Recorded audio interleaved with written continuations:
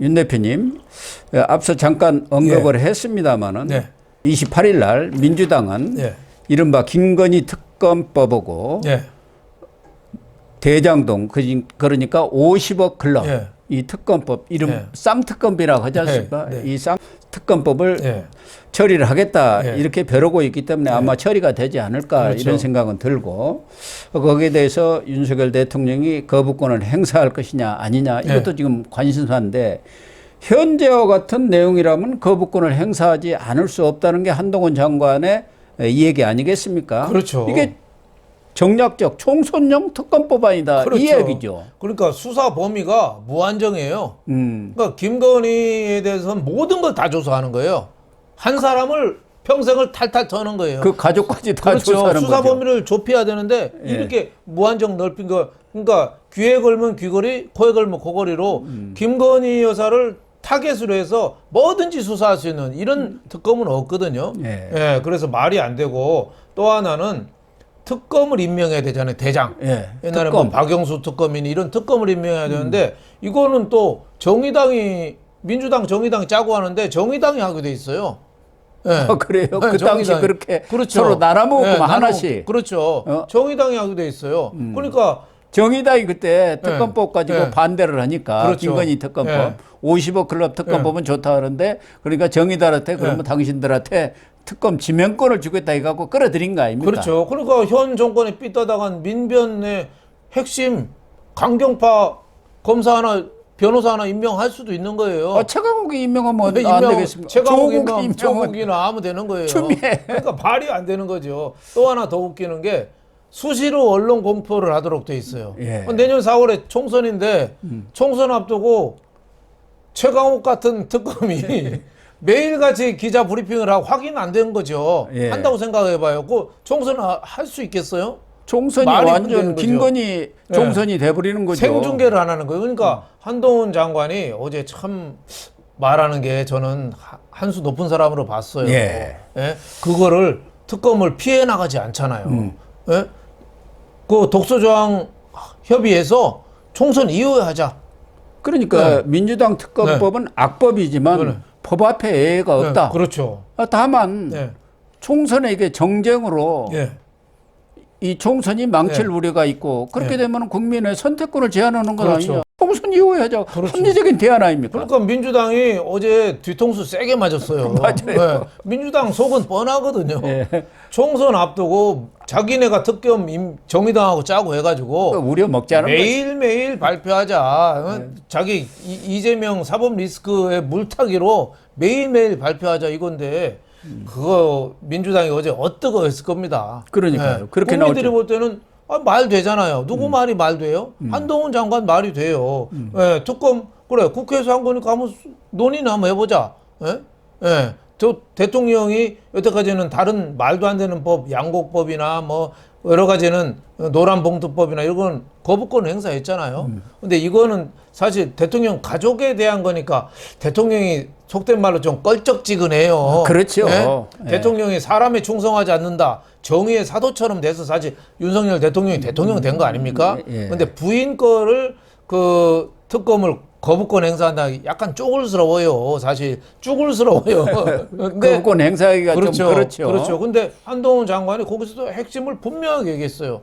특검에 대해서 논의할 수는 있다. 근데 선거 앞두고 정략적으로 이렇게 특검 니네가 임명해서 매일 생방송하는 게 이거 말이 되냐? 민주당이 어떠고 했을 겁니다.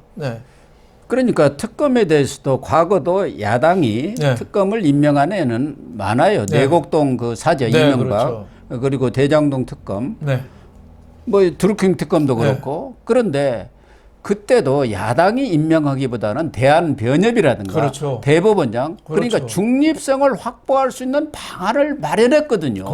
그러니까 이유가 없었던 거예요. 대한변협에서 추천을 해서 2명을 하면은 대통령이 그 중에 1명을 지명을 하는 거 아닙니까? 그렇게 해야죠. 근데 여기는 자기들 멋대로 지명하겠다 그 얘기 아닙니까? 그건 말이 안 되죠. 그러니까 최강욱, 조국 같은 사람 시킨다는 얘기죠.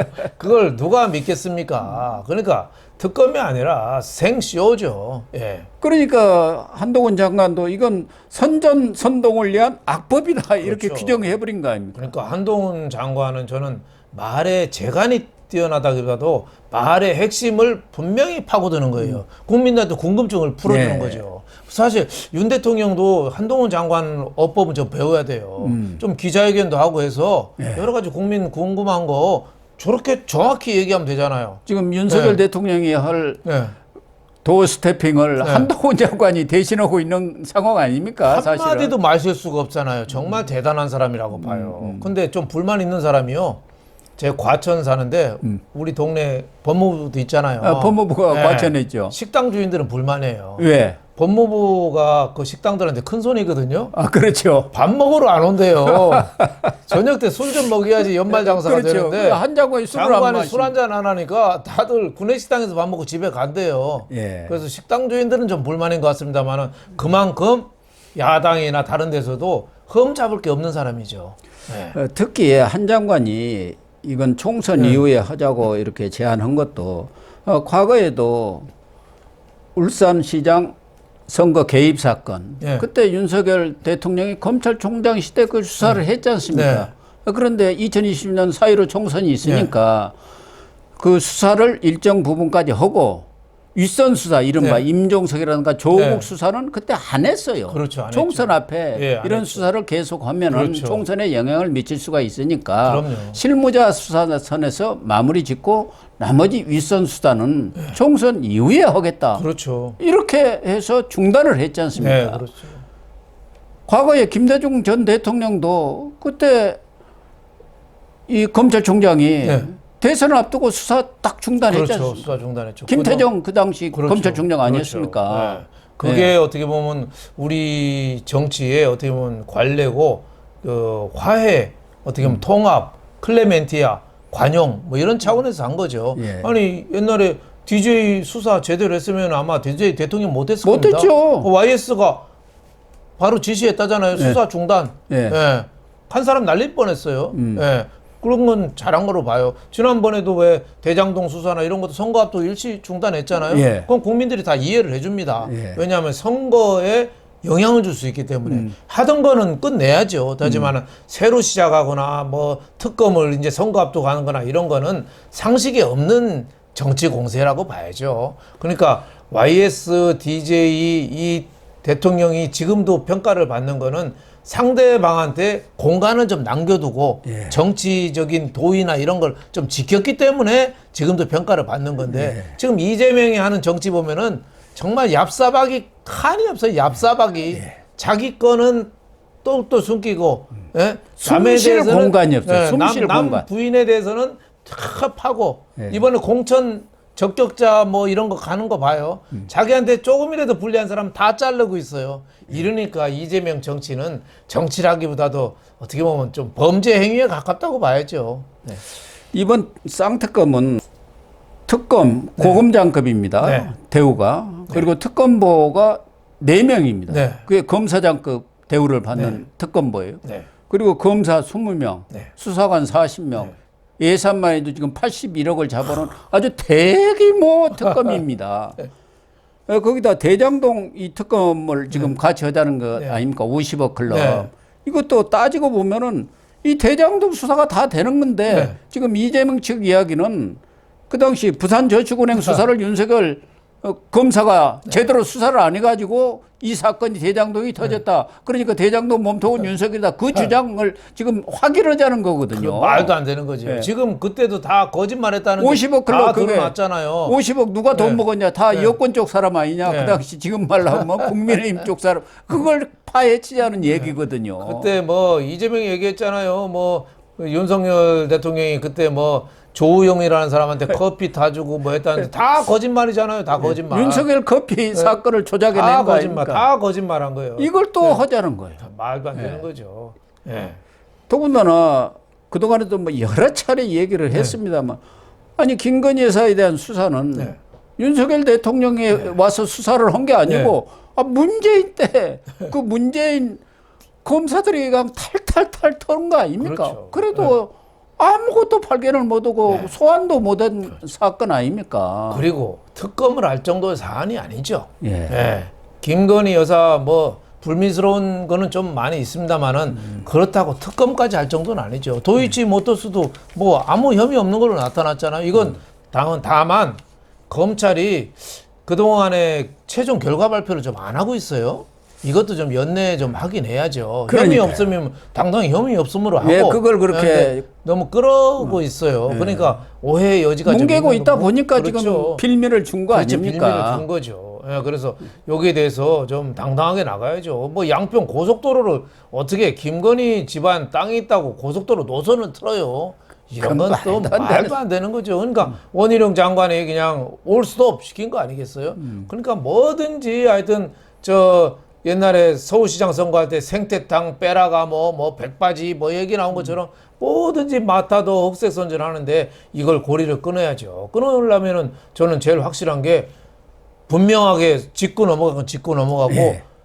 그냥 입 다물지 말고 한동훈 장관처럼 이렇게 설명을 해야 돼요. 국민들한테. 설명을. 뭐가 잘못된 거다. 예, 그런 식으로 저는 분명하게 국민들을 설득하려는 노력. 국민들이 우리 어려운 건 알아줄 거다. 안 알아줍니다. 국민들은 다 의심하고 있어요. 이거를 하려면 분명하게 설명을 좀 해줘야죠. 그러니까 한동훈 장관이 가장 여권으로서는 큰 현안인 김건희 문제에 대해서 정면 돌파를 선포를 한 거나 다름없지 않습니까? 그렇죠. 특검 좋다. 그런데 그럼 총선을 하자. 그거 아닙니까? 그러면은 한동훈 장관이 비대위원장 되면은 민주당한테도 그걸 제안할 것 아닙니까? 하자. 그럼 국민들이 볼 때도 그게 맞는 거. 그렇죠. 그렇게 말하자면 접근을 해 나가는 게 옳다 이해하죠. 그렇죠. 하긴 하되 독소장 빼자. 독소장 빼고 총선 끝나고. 그럼 오케이.